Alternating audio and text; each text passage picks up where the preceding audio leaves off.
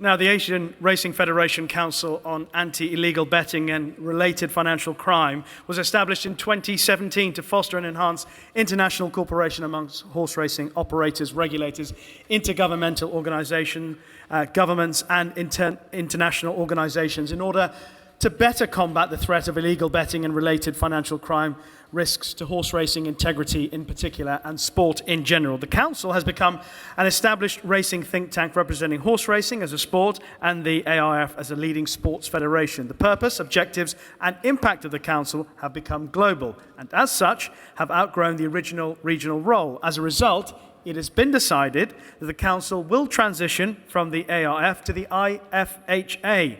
Martin Perbeck, Chair of the Council, will discuss the history, developments and future strategic goals of the Council as a global think tank for racing in support of the integrity objectives of the IFHA. Martin.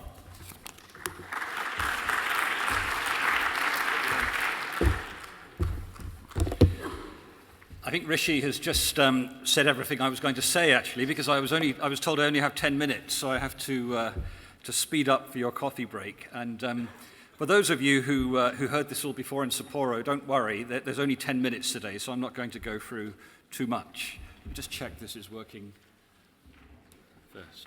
Yes. So all I talk about today is what we are and what we're doing, which, as Rishi said, is a transition from the Asian Racing Federation to the International Federation of Horse Racing Authorities.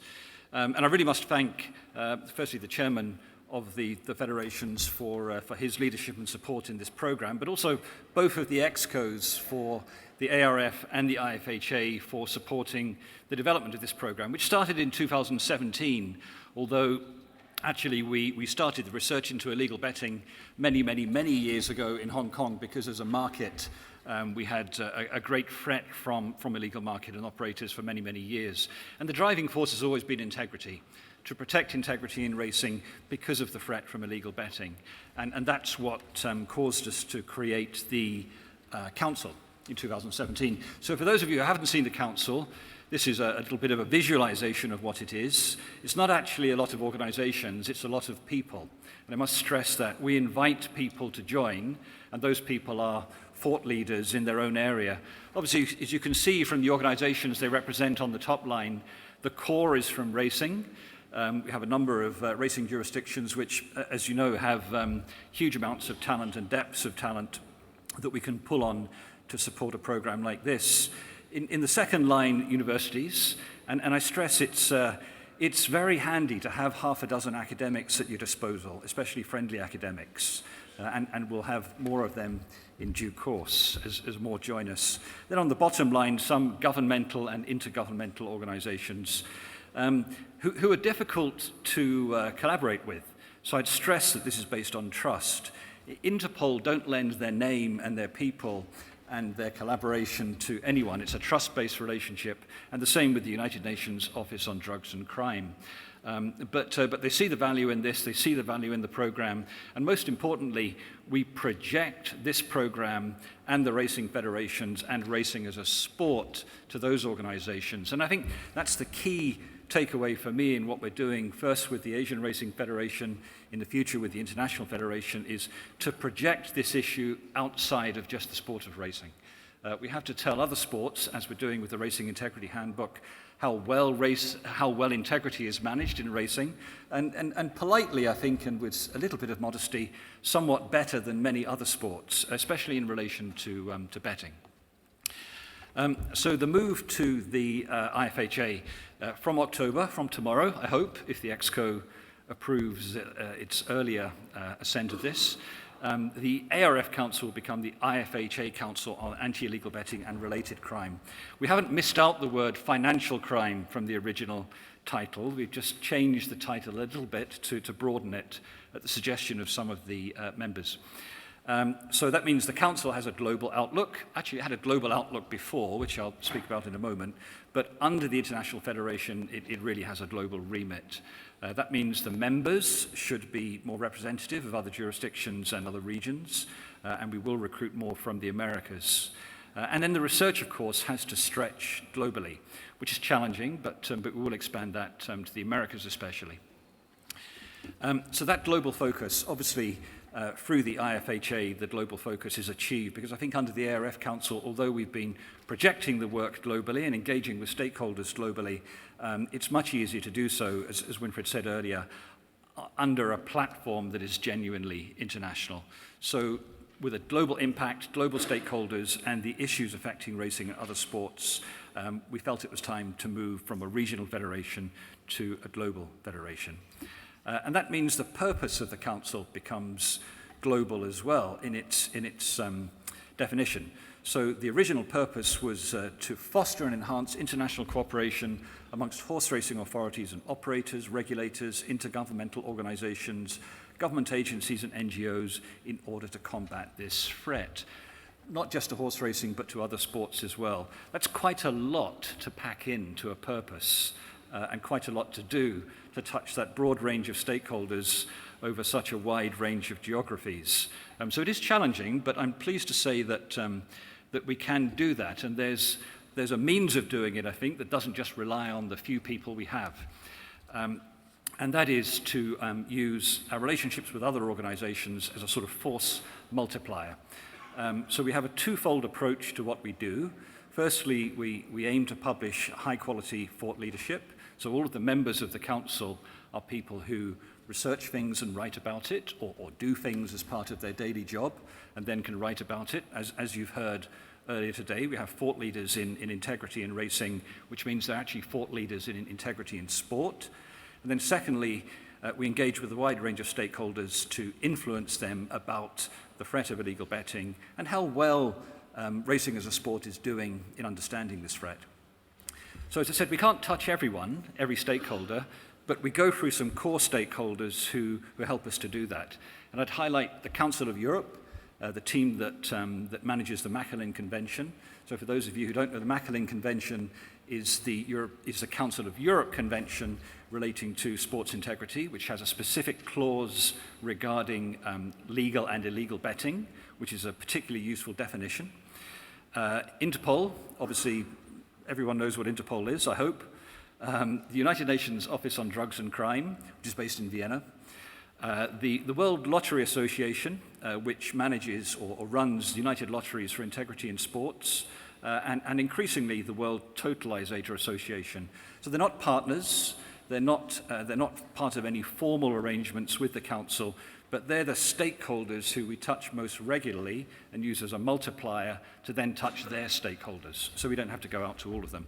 So we're basically on the circuit with the UNODC training that they do to national platforms in most of their jurisdictions. And the most recent one was to the Americas in preparation for the next World Cup, with stakeholders from North and South America, helping them to understand what's the nature of illegal betting markets and how that will affect football and other sports. I'd also highlight the kickoff meeting from Interpol to their operation that centers around the World Cup. They have an operation at every World Cup called SOGA, every European Cup as well, sorry. So it comes during every major tournament. SOGA just stands for soccer gambling, usefully. And in the kickoff meeting, the global Interpol kickoff meeting, the Council presented to all of those Interpol representatives around the world on the nature of illegal betting markets. So I think the key point about that is we're in the room for those discussions. And being in the room with Interpol, the United Nations, doesn't just mean the Council is in the room, it means the racing federations and racing as a sport is in the room as well. So what we'll be doing, hopefully, in 2025 is adding a few more members, obviously. We currently have 25 members. I'm somewhat embarrassed to say that 21 of us are men and 4 are women, and that's not quite enough. It's an imbalance. 17 are based in Australasia, Asia, 8 in Europe, Middle East, Africa, and none from the Americas yet, although tomorrow at the IFHA Exco, I think we'll have our first member from the Americas, who is a lady as well, a very talented lady in the US Jockey Club. So that has to change a little bit, has to expand, and the number of people has to grow to be more representative. And we need the help. These people research, write, say things. So to be able to say something new, we need more people to join. So we will build that diversity both geographically and in terms of the people joining.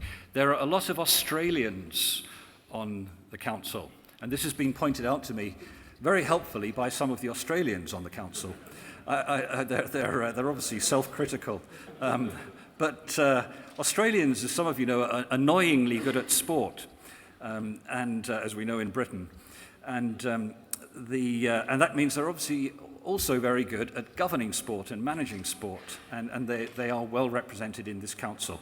And those Australians who do represent their organisations and do so very well, and represent their country well, I would say. So what have we been doing? Obviously, this branding will change. We published a quarterly bulletin, and that's very important to us because of the quality that we feel that we have to generate for thought leadership to be credible.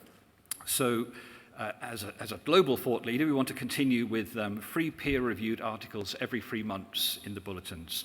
That looks easy to say, it's quite hard to do and maintain the quality. But I think it's a target and we will stick to it, hence the expansion of the council for more members to contribute. A newsletter every 2 weeks, which I sometimes wonder if there'll be anything to write, but amazingly there is. Betting and illegal betting and the criminality and the impact on racing and sports is extraordinary. And there are extraordinary cases continuously. As Winfried showed in his slides earlier, the Otani case in US baseball is substantial in the Americas, and we need to understand that to understand the impact of betting on sports. We also publish standalone reports, and the next standalone report is particularly important: modern-day integrity bet monitoring and betting analysis conducted by horse racing and sports regulators. Another very succinct title that we dream up. I'd highlight racing and sports regulators. So the point about this is we're not only leading about bet monitoring, bet analysis and its impact on integrity in racing, but in all sports. And Tom Chignell, who's written this report, I think is one of the leading betting analysts in the world. So that report will be released in November from the IFHA. What we'll be looking at in 2025, obviously, is integrity, because we talk about various aspects of illegal betting. So illegal betting and racing and sports integrity, illegal betting and organized crime, illegal betting and problem gambling, gambling harm, illegal betting and other social issues. So it is a wide-ranging area, but with some sub-themes of market dynamics. The market dynamics are changing continuously between legal and illegal markets, and I would say there's a symbiosis, in fact, between legal and illegal betting markets around the world, which is quite difficult to manage for the purposes of integrity going forward. Prevention, obviously, we want to help authorities and national platforms understand how to prevent these problems and standard setting in doing so. So we will be expanding the research area, obviously beyond Asia, more so to the Americas and Europe to contribute to those jurisdictions. And co-promotion of other IFHA work. So as Andrew will talk about later, the Racing Integrity Handbook is published today. You have the first copies.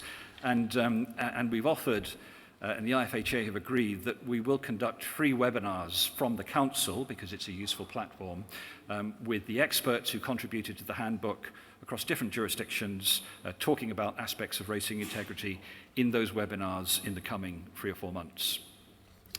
So actually, I've not got this right. The IFA Council is not yet live, I should say, in the title on the IFHA website. It will be, and I'm very grateful to Andrew Chesser for all of his work of migrating all of the content from the ARF to the IFHA. But the IFHA Council is nearly live, I should say, and will be from tomorrow. So I would encourage any of you who want anything from the Council in your own jurisdiction, in terms of influencing regulators, government policymakers, etc., please contact us, and we'll help. We will help. It's as simple as that. Not just when we can, but we will help. It's a big subject, and I'd really like to thank the IFHA again for their support for the work in the past year and going forward. Thank you.